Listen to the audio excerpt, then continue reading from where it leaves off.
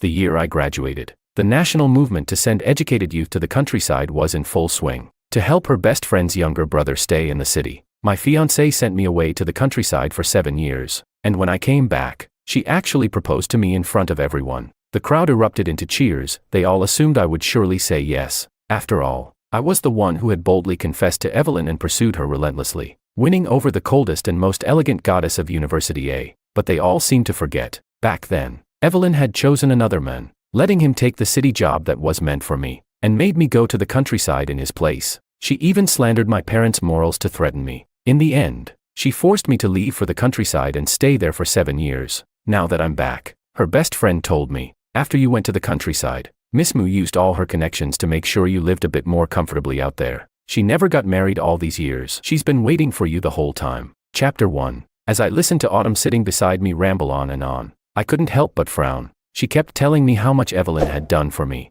Seeing my indifferent expression and lack of reaction, she grew anxious. Can't you at least say something? Evelyn did all this for you, don't you feel even a little moved? Her shrill tone drew the attention of our classmates. Their eyes turned toward me, some curious, some disdainful. It had been 7 years since I last heard Evelyn's name. To me, that name felt almost foreign now, as if it belonged to a different lifetime. Even the passion I once had for her had nearly been washed away by time. 7 years ago, I boarded the train to the countryside alone, carrying only my luggage. So aside from my family, almost no one knew I had ever been married. That's why I couldn't tell if what Autumn said about Evelyn came from her own desire to inform me, or if someone had asked her to say it. Maybe it was on purpose, to let me know what Evelyn had supposedly done for me all these years. That thought made me frown again. Whatever happened between Evelyn Moo and me, that was just childishness back then. Let's not bring it up anymore. I waved my hand, showing not even a trace of nostalgia. Everyone around me stared in shock. Even the noisy class reunion fell silent. You could hear a pin drop. Evelyn and I were childhood friends. At some point, my feelings for her changed from friendship to something deeper, something possessive. As the only boy in the family, I grew up pampered, full of confidence and pride. Back then, I believed that as long as I had the courage to chase after what I wanted, I could always get it. So I pursued Evelyn passionately. I invited her to dinner, asked her out to the movies. When her mother fell ill, I even begged my parents to use their connections to find the best doctor for her surgery. While she was caring for her mother, I made sure she had 3 meals a day. Whenever another boy showed interest in her, I'd step in right away and make it clear, this flower was already taken. Even when she dreamed of becoming a teacher, it was my father who helped her get a smoother path into the school system. Eventually, after all my efforts, I won her over. The once cold and distant Miss Moo began to gently remind me to dress warmly, cared for me when I was sick or upset, and comforted me when I needed it. She even tolerated my little moods and occasionally acted cute with me. When people called me shameless or a simp, she'd stand in front of me and defend me with unwavering loyalty. She would take the initiative to invite me to cultural performances during her vacations and proudly introduced me to her friends. I once thought we'd keep walking hand in hand like that forever,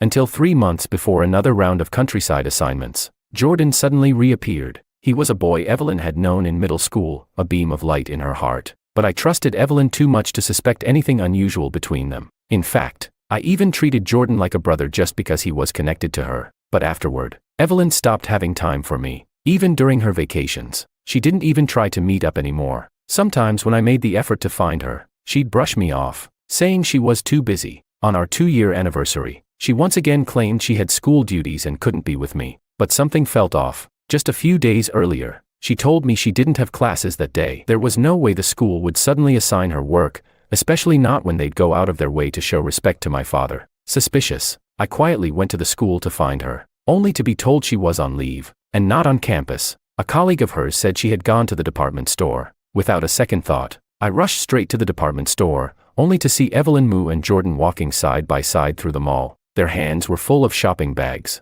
They were laughing and chatting, looking every bit like a couple madly in love. Next to them stood Evelyn's younger sister, her face glowing with excitement as she looked at Jordan and said, "Jordan, I really think you and my sister are a perfect match.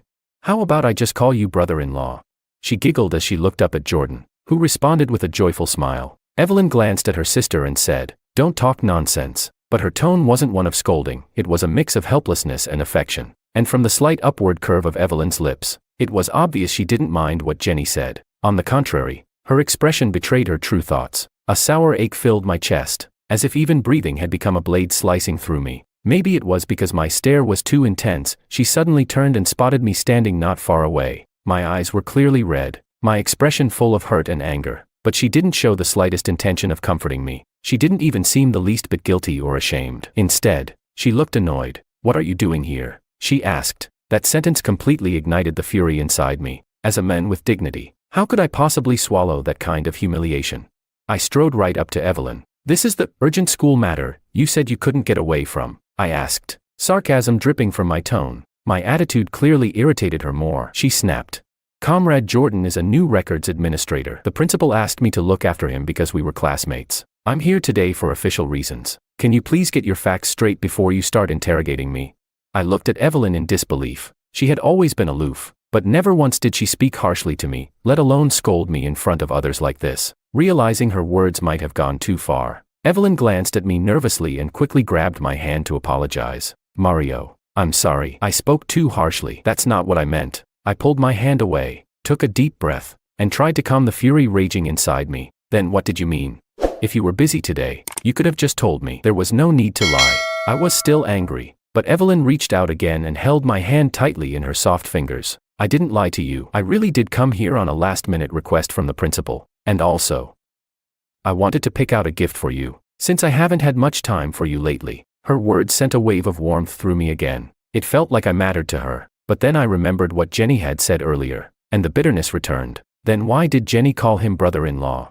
I turned my gaze to Jenny. Just moments ago, she had clung to Jordan with a face full of admiration and hope. Now, her expression had turned sour, as if I'd stolen something precious from her. She looked at me with thinly veiled contempt. Evelyn's eyes followed mine to Jenny and she sighed helplessly. "That little brat just says whatever comes to her mind. Of course she knows who her real brother-in-law is. Once I'm done with things here, I'll go home and cook something nice for you, okay?"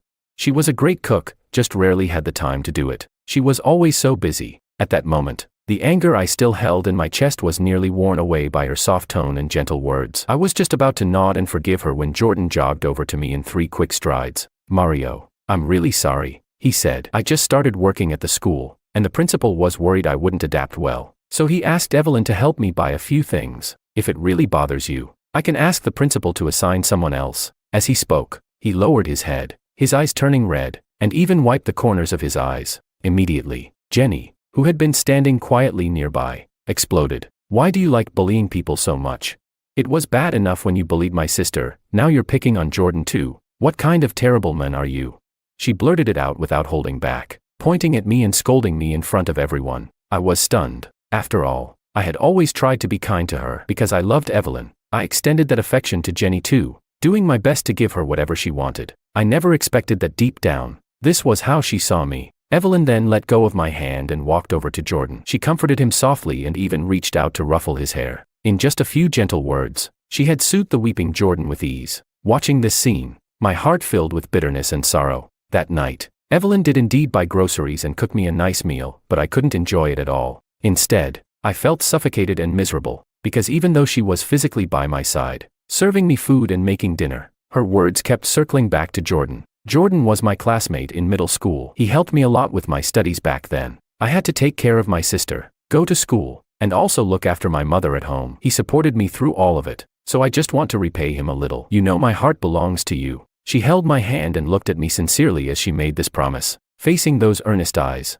my anger slowly melted away. Thinking of all we'd been through, I could only sigh and nod. I decided to let it go. Then Evelyn brought out a small box. Inside was a merit medal. I made a breakthrough in my research. The school applied for this award for me, and I want to use it as a symbol of our love. Today marks our 2-year anniversary. I hope there will be many more to come, and that we'll have a long and beautiful future together. As she spoke, she pushed the medal toward me. My heart warmed. Her words touched me. I finally accepted the medal and said, "Mm." Then I pulled her into my arms and kissed her forehead. The unease and resentment inside me slowly faded with her tenderness, but I never expected that this moment of warmth would be so fleeting. From that day on, she began spending even more time with Jordan. Commuting together was one thing, but now she even took him to the department store on weekends. They moved closely, acted intimately. It was as if they were the real couple. Soon, rumors began spreading in our community compound that Evelyn and I had broken up, that she had dumped me. Before I could even trace the origin of those rumors, Jordan came knocking on my door. He held a plate of dumplings in his hands and wore a gentle smile.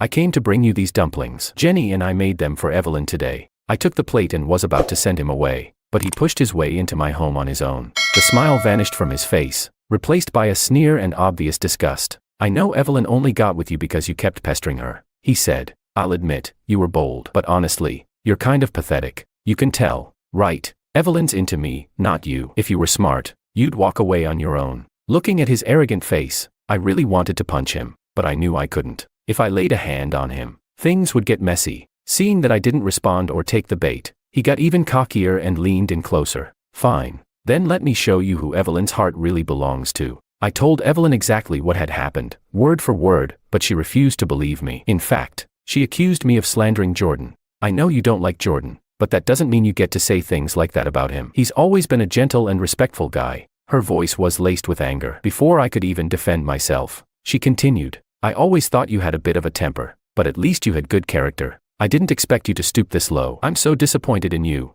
Her words were like a thorn, stabbing deep into my chest. I couldn't believe these things were coming from the mouth of the woman I loved, my fiancée. Chapter 2. I watched her walk away so decisively, and all I felt inside was a wave of cold. You're saying my character is lacking, that I disappointed you. Maybe she didn't know how to respond to my question right away. After a brief silence, she finally said, I'll talk to the principal. From now on, I won't have any more contact with Jordan. I'm also going to be very busy with my research lately, so we probably won't be able to see each other for a while. You should take this time to reflect on what you did wrong. After saying that, she turned and walked off. It made me start to question everything. Should I really be with this person? After all this time and all the sincerity I gave, what did I actually get in return?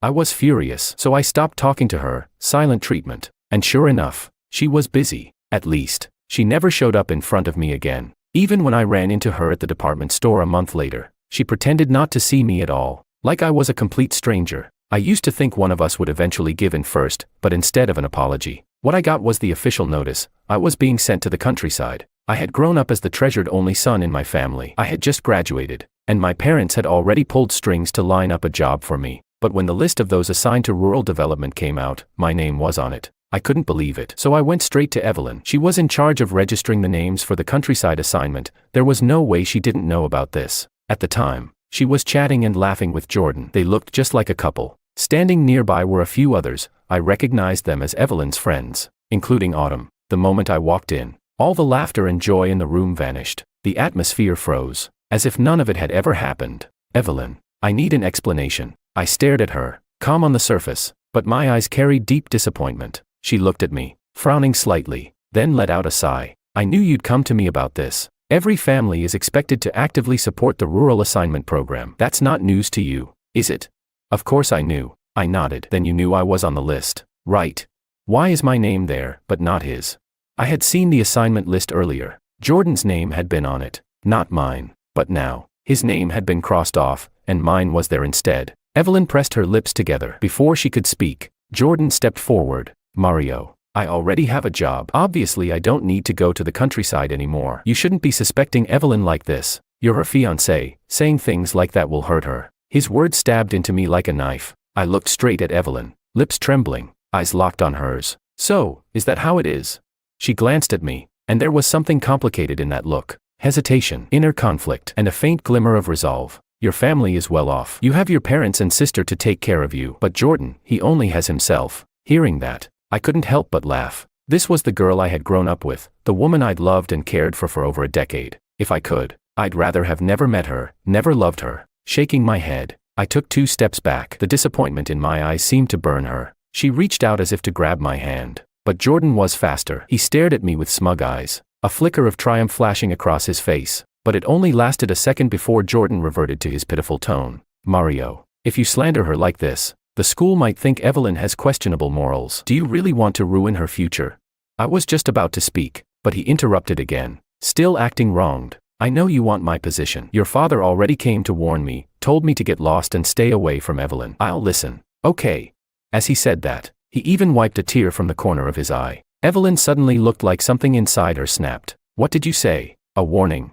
Autumn quickly nodded. I did see an assistant from Commander Law's office come talk to Jordan. With her confirmation, Evelyn's expression turned extremely unpleasant. Mario, I can't believe you've become this kind of person. Jordan has no one, he's an orphan. I only looked after him out of old friendship, but I never imagined you'd be so jealous, using power to suppress others. I used to think you were just a little proud, but now I see, you're hopeless, rotten to the core." Her words were vicious. For the first time, I couldn't stop the tears from rolling down my face. I quickly wiped them away with my sleeve, then looked up at her. "In your heart, is that really what you think of me, of my family? You didn't even bother to find out the truth before you threw accusations like that." I stared at Evelyn. She met my gaze with anger. "They have no reason to lie to me." The moment she said that, I felt a stabbing pain in my chest. Autumn and the others started whispering among themselves. Their eyes were filled with even more contempt and disgust as they looked at me. "If you don't want to go to the countryside, I have evidence that Commander Law abused his power to get you out of it." Evelyn snapped. The moment those words left her mouth, I knew there was no longer any future between us. To protect Jordan, she was willing to hurt my family. I left her with one sentence, "I'll go," and resolutely boarded the train to the countryside. Before I left, I asked my sister to return the medal Evelyn had given me. That was the end of our 20-something years of history together. Coming back to the present, I looked at Autumn in front of me and said, "Sorry, everything's in the past now. We should look ahead." Seeing that I was about to leave, Autumn quickly called out, "Mario, I know you're angry, but don't you think Evelyn deserves a chance to explain?" I frowned. What's there to explain about the past? Besides, I'm married now. In that instant, the entire room fell silent. Everyone stared at me. Even Autumn looked at me in disbelief. "What did you say? You're married? How could you be married? You were so in love with Evelyn." After she spoke, others joined in, clearly not believing me and agreeing with her. "Mario, married? No way. He used to chase after Evelyn like a dog." "Exactly. A guy that desperate and clingy, who would like him? He was meant to marry Evelyn, not ruin someone else's life. And someone who was that obsessed, how could he just stop loving her like flipping a switch? I don't believe it. He's clearly just being stubborn, pretending he's married." One bitter and malicious comment after another, but I acted like I hadn't heard a thing. I just looked calmly at Autumn. "Do you also think I'm lying?" She froze for a second, wanting to say something, but in the end, she just shook her head. "To be honest, I probably shouldn't be getting involved in this, but I just feel like Evelyn gave so much for you. The least you could do is see her. No matter how it ends between you two, you should at least have a proper conversation." Her voice softened a lot as she said that, but I could see the disbelief in her eyes. After all, I had once chased after Evelyn with everything I had, willing to give her my entire world, even a man's most basic dignity and pride. But even a love that fervent was ultimately extinguished. As of now, I'm already married. Whether they believed me or not, I knew that even if I explained, they wouldn't believe me anyway. People only want to see what they choose to believe. I remembered I'd promised my daughter I'd be home early to celebrate her birthday, so I had no interest in staying any longer. I stood up, ready to leave, but Autumn blocked my way. "You're already here. Can't you wait just a little longer? Evelyn is already on her way." Just as I was about to speak, the door to the private room opened, and Evelyn walked in, slightly out of breath. She was now dressed in a formal professional outfit, with gold-rimmed glasses perched on her nose. Behind the lenses, her already cold eyes seemed even more distant and alluring. She exuded a kind of refined indifference that made people feel they could only admire her from afar. But the moment her eyes landed on me, all that coldness vanished, replaced by a wave of tenderness. She quickly approached, forcing a stiff, awkward smile onto her face. A dry, uncertain smile. "Mario, it's been a long time." A faint blush crept onto her cheeks, and her gaze held a quiet hope. I nodded politely in return. "Evelyn, long time indeed, but not good." Her smile froze on her face. A flicker of sadness crossed her eyes, and her whole demeanor was enveloped in melancholy. "Mario, are you still mad at me? Why are you treating me like a stranger? That's not how it's supposed to be between us, is it?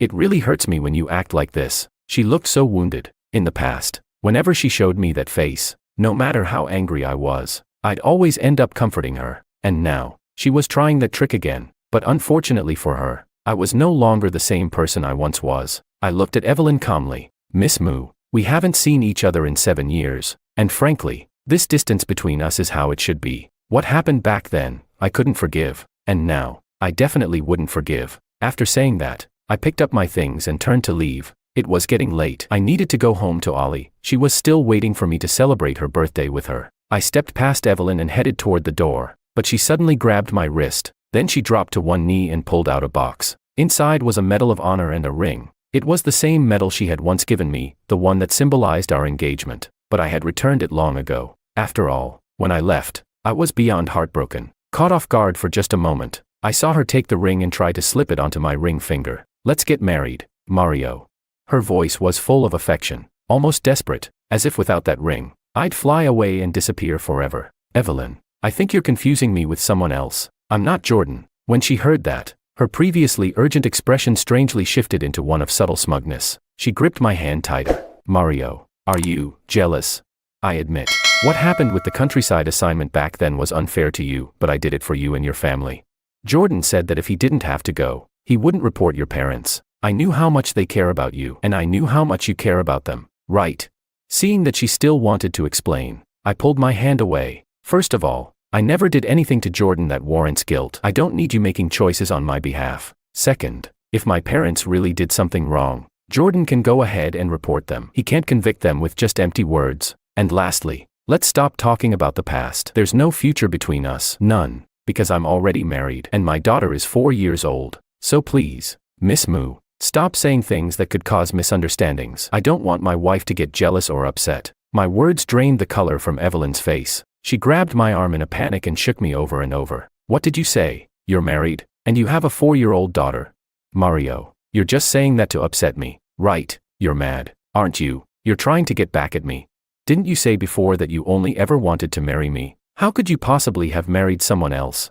She leaned in closer, her serious eyes full of desperate hope. It was as if she was waiting, begging, for me to deny everything I'd just said. But as I looked back into her eyes, I was completely calm. Yet on her face, once untouchable and composed, there was now panic, unease, even a trace of regret. I'd seen her wear that expression once before, when her mother was in the hospital. Only once. I never thought I'd see it again now. "Mario, why didn't you wait for me?" she asked, her voice carrying a note of accusation and unwillingness to accept the truth. "I was trying so hard to find a way back to you." She spoke as if I had betrayed her, as if I had crushed her great love. "Wait for you?" I asked. "Evelyn, did you forget how long I already waited for you back then?" Evelyn froze. It was as if a long-buried memory had suddenly resurfaced. Her lips parted for a long time before she finally spoke. "Jordan and I really weren't anything more than friends," she desperately tried to explain, but I gently pushed her hands away and stepped back to keep my distance, my gaze steady. "Evelyn, it's not about what you say, it's about what you do. How many times did you argue with me because of him? How many times did you ignore me completely? You lied about being too busy just so you could go shopping with him, and you think that's love? If you truly liked me, loved me, then I should have come first, not always be the one left waiting." My words made Evelyn stagger back half a step. She had to brace herself against the back of a chair to keep from falling. She was once the goddess of University A, known for her intellect and achievements in academia. When had anyone ever seen the proud Evelyn in such a state? From the way we spoke, the people around us started recalling the past. I remember. Wasn't it Evelyn who broke off the engagement with Mario and got together with Jordan? Yeah. And didn't she even personally put Mario's name on the list to be sent to the countryside? So why is she acting now like she's madly in love with Mario? If you love someone, shouldn't you protect and stand by them?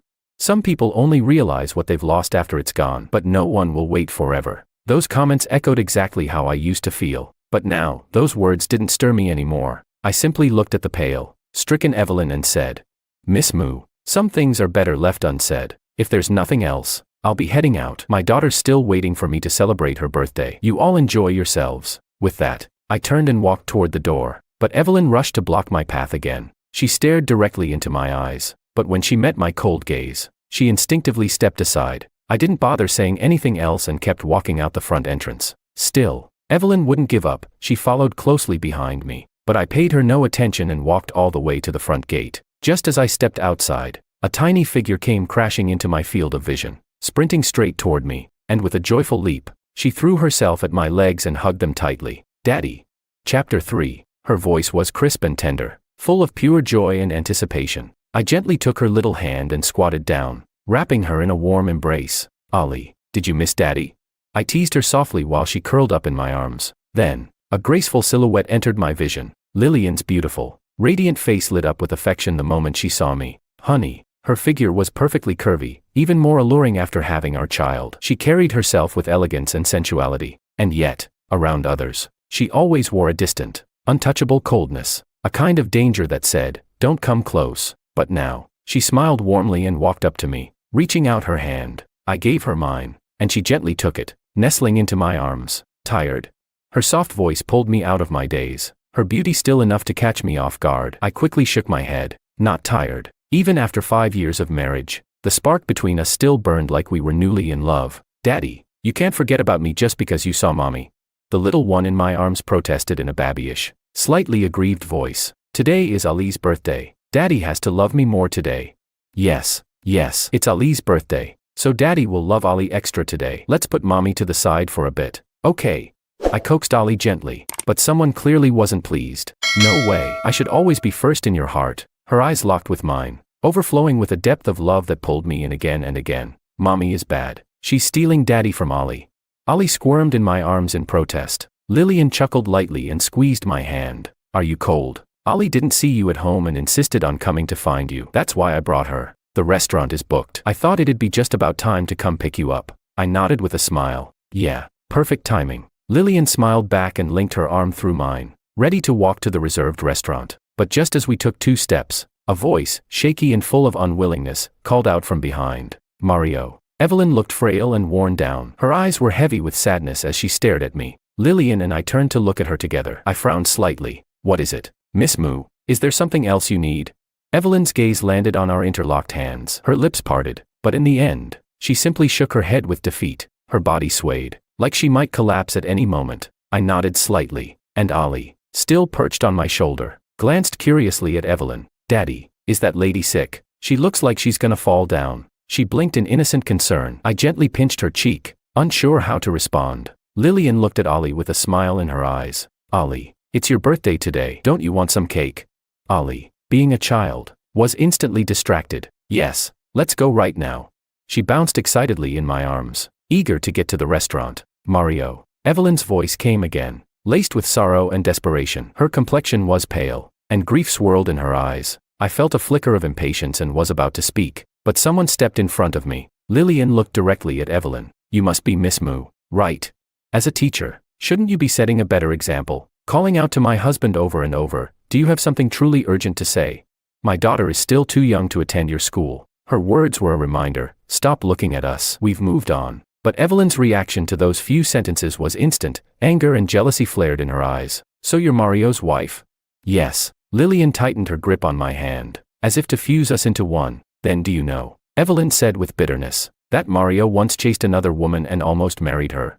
Lillian's face remained calm, not even a crease in her brow. But I knew. She was furious. Beneath her calm and collected surface, a storm was clearly brewing in her heart. I let go of Lillian's hand and placed my arm around her shoulders. Miss Moo, like you said, almost. What was almost back then is now miles away from anything real. Besides, everyone makes mistakes in their youth. Mistaking a toxic woman for someone precious isn't exactly unheard of. But don't rush to claim that title of toxic woman like it's a badge of honor. That said, I should still thank you. If it weren't for you, I wouldn't have gone to the countryside. I wouldn't have met my wife. Because of you, I now have a happy marriage and a woman who looks at me like I'm her whole world. So I'd advise you not to try and mess with what I have with my wife, because nothing, not even you, can come between us. I could brush off everything she did to me before, but I would never allow her to interfere with my family. For the people I love, I wouldn't hesitate to fight back. Evelyn stared at me in disbelief, unable to accept what she was hearing. Toxic? Is that really what you think I am? Yes, and if I had a choice, I'd rather we had no connection at all. With that, I gently tugged Lillian's arm. She understood. I wanted to leave, so she linked arms with me and confidently led the way to the car. She turned to me and asked softly, was everything you said just now the truth? Of course it was, I replied. What happened between Evelyn and me is long over. The only people I love now are you and Ali. We celebrated Ali's birthday afterward. The joy and warmth surrounded us like a bubble. It felt like we'd returned to the beginning, untouched, whole, as if everything with Evelyn had never happened. I thought I'd never see her again, but to my surprise, the moment I returned to my parents' house, there she was, standing at the gate. She looked far more worn than before. The arrogance she used to carry was gone. In its place was a kind of defeated weariness. I didn't expect her to ambush me like this, and a wave of impatience surged in my chest. Evelyn, what do you want now? That last encounter had left Lillian clingier than ever. She'd tortured me half the night afterward, nearly drained me dry. Now, every time I saw Evelyn, it was like seeing a damn plague. Honestly, I wanted nothing to do with her, but I knew if I didn't deal with this, she'd just keep showing up, invading every corner of my life. Mario, just give me a chance to talk properly with you, please? Her voice trembled with pleading. There's nothing for us to talk about. I shook my head, but she still didn't give up. I know. I was wrong back then. I shouldn't have doubted you because of Jordan. I shouldn't have crossed out his name and sent you to suffer in his place. I cut her off before she could finish. The past is the past. There's no need to keep digging it up. We should be looking forward, not drowning in what's already over. The disgust and impatience on my face didn't go unnoticed. She saw it, realized I truly didn't care anymore, and panic spread across her expression. Mario, I'm truly sorry. Back then I was just angry. I couldn't believe you would actually do something like that. Jordan was my classmate. He was well-behaved, smart, and all alone. I just instinctively leaned toward him. I know it was my fault. Her words made me laugh coldly. Evelyn, you say he was your classmate, smart and moral, but what about me? I grew up with you. I treated you well, didn't I? Maybe I was a little spoiled, a little stubborn, but I never did anything dishonorable. So why was his word trustworthy, but mine wasn't? In the end, it's simple. You wanted to believe him. You chose not to believe me. Or maybe, the truth is, by that point, your heart had already tilted toward him. When she heard what I said, Evelyn scrambled to explain. No, it's not like that. I really just saw him as a classmate and wanted to help him out. I've been waiting for you to come back all these years. I've always hoped we could be together again. Mario, in this lifetime. I only want to be with you. I know I made mistakes in the past, but please, I'm begging you, give me a chance to make it right. She was practically pleading, but all I felt was exasperation. Evelyn, is that all you wanted to say? My words stunned her. For a moment, she didn't know how to respond, but seeing the calm and indifferent look on my face, she suddenly grew uneasy. Mario, do you really think none of this matters? For 7 years, I've been thinking about how to bring you back. I've thought of you constantly.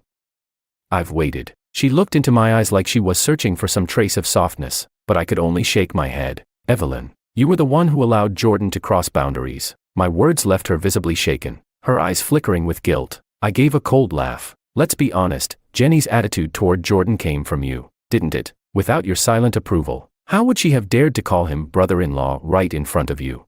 You've always known how to handle inappropriate feelings from others, sometimes even too harshly, and I used to admire that about you. But with Jordan, you always looked the other way. So even if it hadn't been him, there would have been someone else eventually. I took a deep breath and didn't let her interrupt. In the past, I gave you all my love, but I also have the right to take it back. Now, I only love my wife, my daughter, and my family. They're the ones who truly matter to me. I hope you'll stop showing up in my life. Stop disrupting it. With that, I turned and headed toward my parents' house, but Evelyn chased after me again and grabbed my arm. Yes, I did have some feelings for Jordan, she blurted, but it was because we had fought, and he showed up at just the right time. He calmed me down. But please believe me, I've only ever loved you, no matter what. I always wanted to be with you. Hearing her emotional voice and seeing her reaching toward me, I shoved her away, barely restraining the impulse to slap her. Enough. Evelyn, don't you get it by now?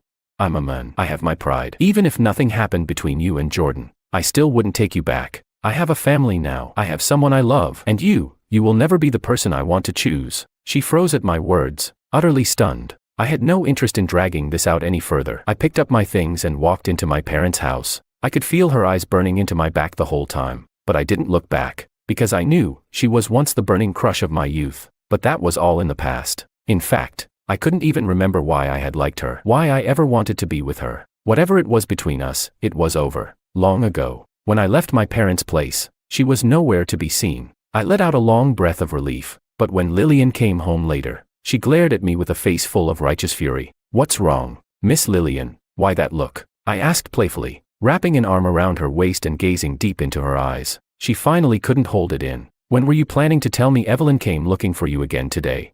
Ah, so that's why she was mad. I gave her a deliberately serious nod. She waited for me at the compound gate today. What did she want this time? She asked through gritted teeth, eyes blazing like she wanted to tear Evelyn limb from limb. I couldn't help but tease her. She said she still wants to be with me, even if I'm married, even if I have a kid. As long as I agree, she'll give up everything. Give up everything, Lillian snapped. If I don't tear her face off, she clearly doesn't know the meaning of everything. She looked ready to storm out, and I quickly wrapped my arms around her from behind. I'm teasing you. The moment I said that, the world spun, and the next thing I knew, she was sitting on top of me. You dare lie to me?